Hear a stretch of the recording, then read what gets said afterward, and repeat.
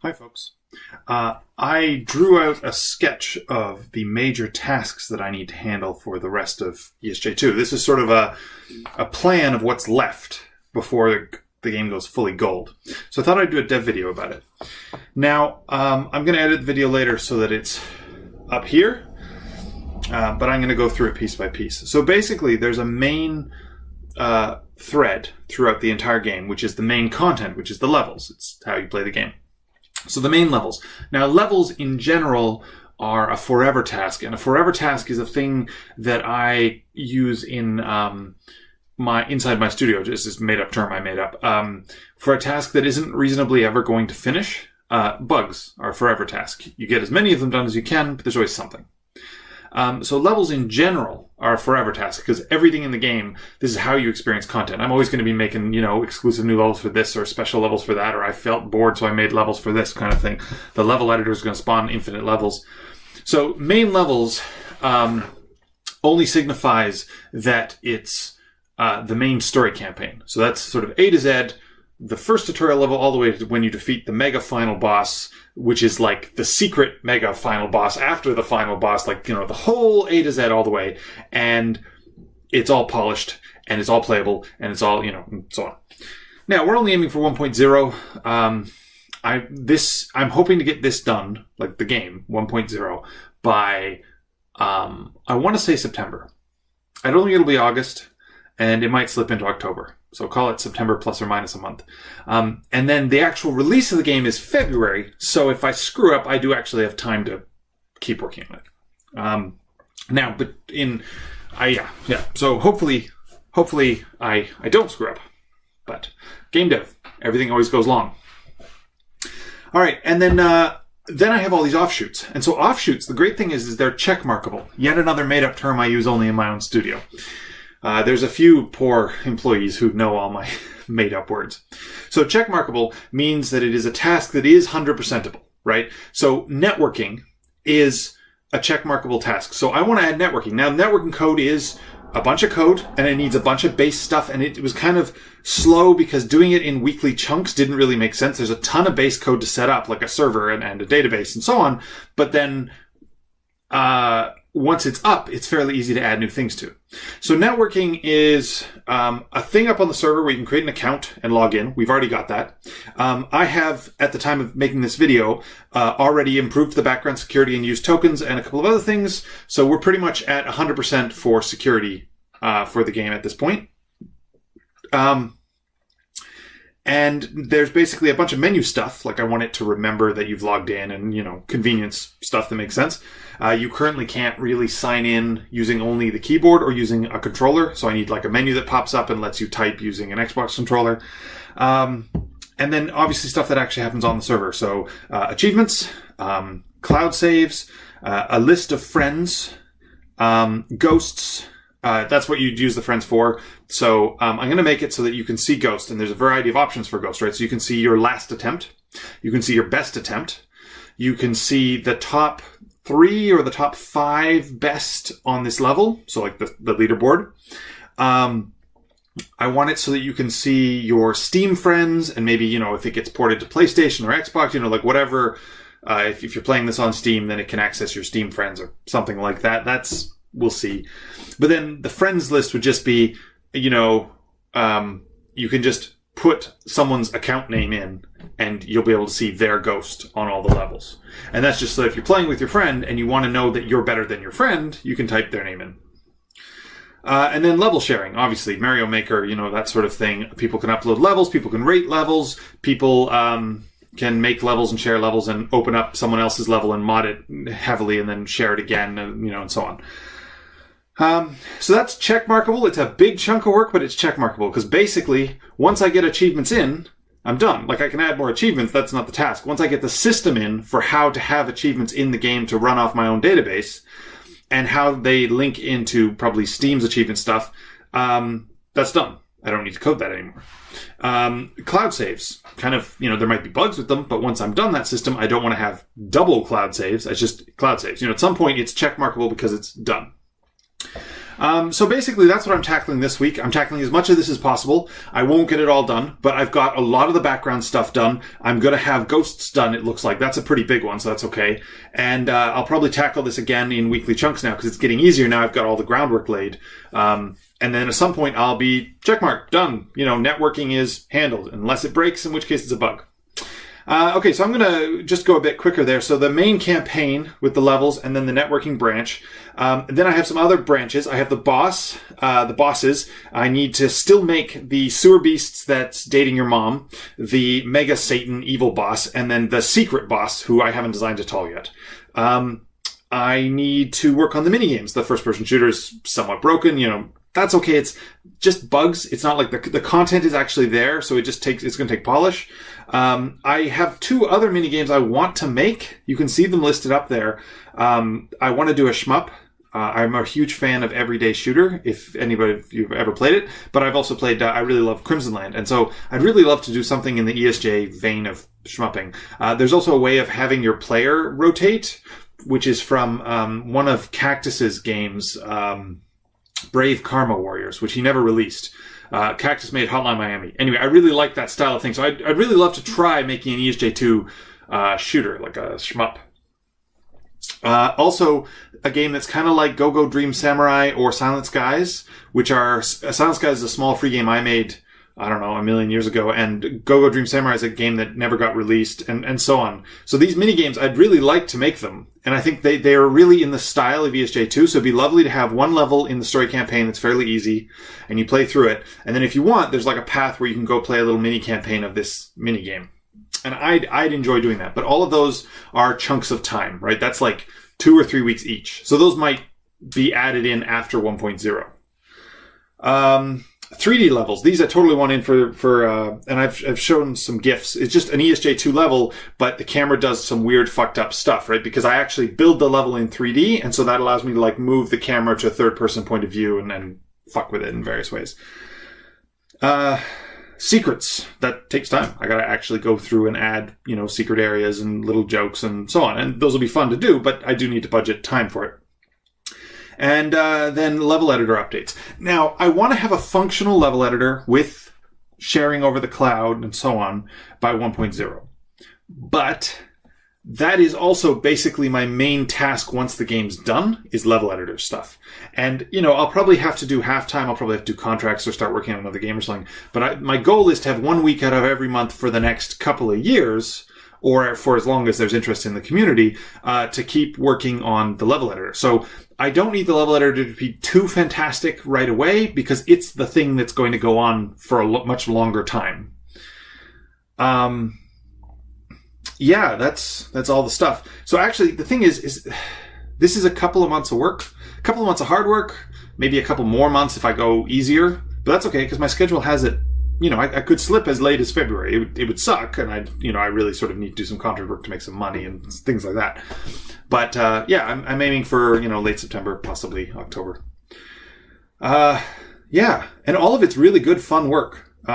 This doesn't benefit you guys in playing it, but it benefits me in that I enjoy the work, so I enjoy level design. That's good. There's a lot of that on the sheet.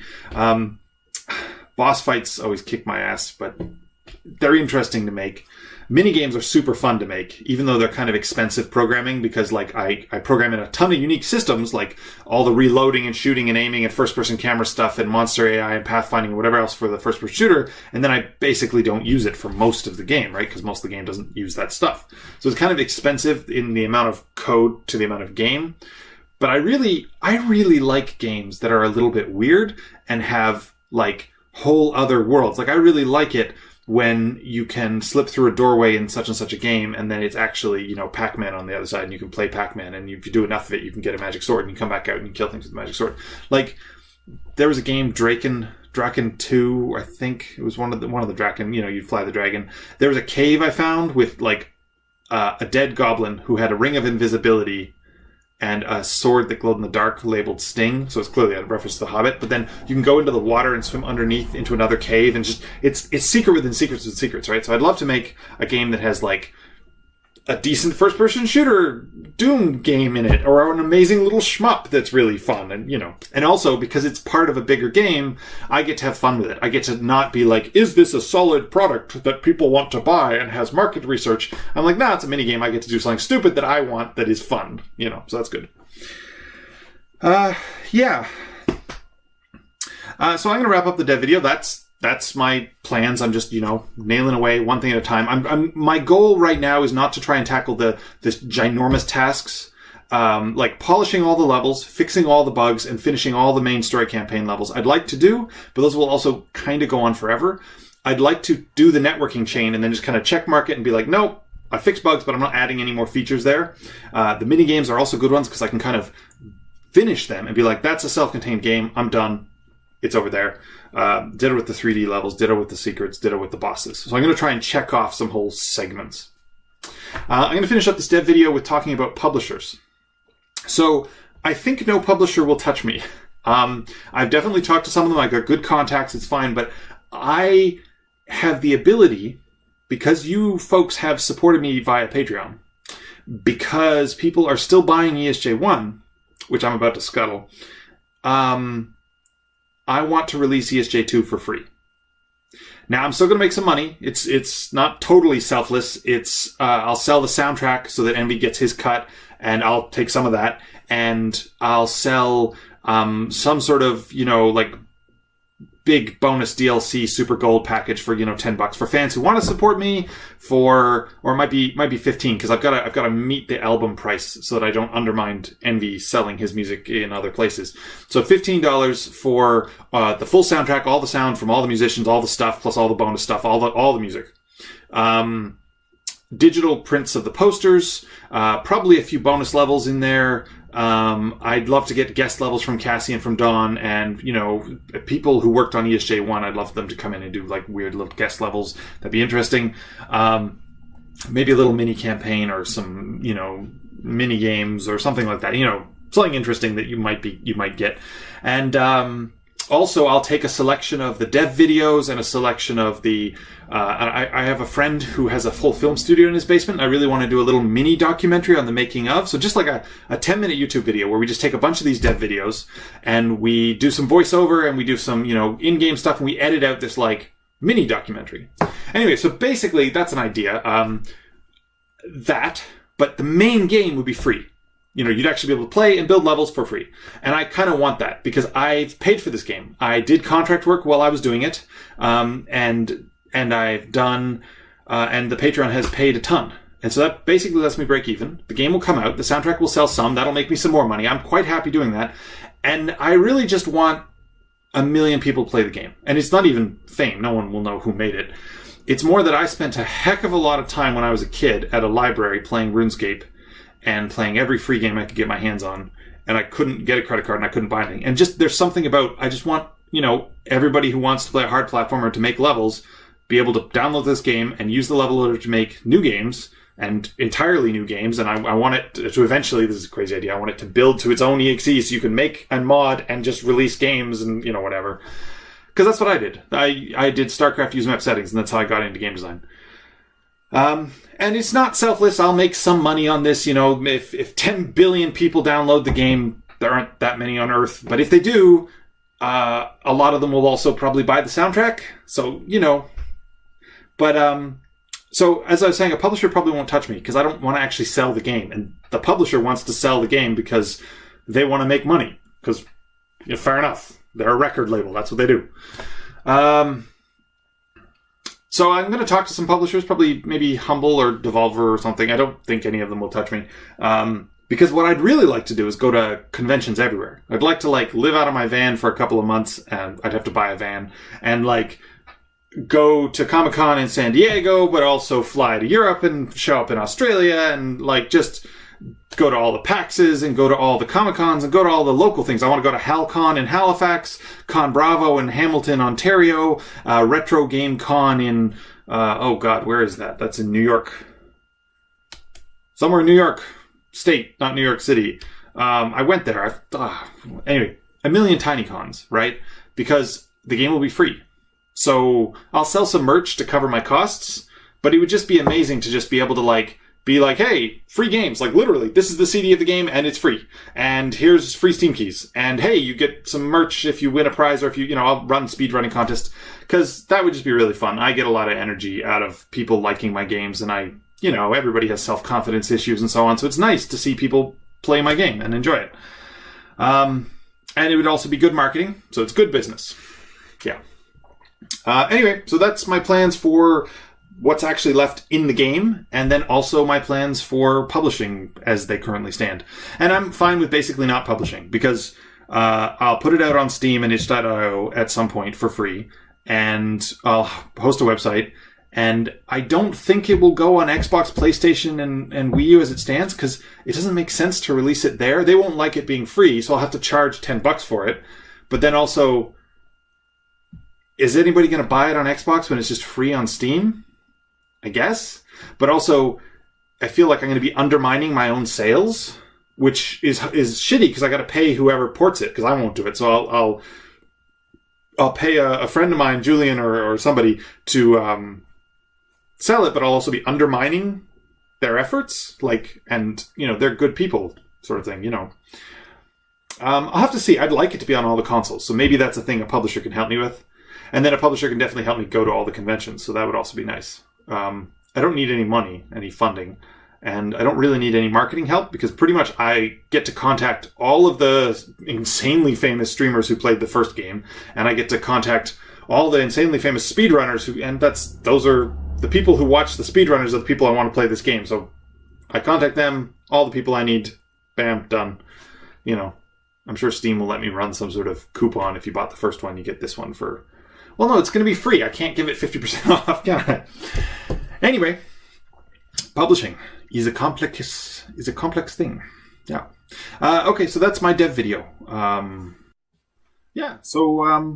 Thanks for listening. As always, thanks to all my Patreons, and thanks to everybody who supports me in making this indie game. I'm, as always, very, very happy that I'm doing this work, and I'm very honored that I get to do it. Talk to you folks next time.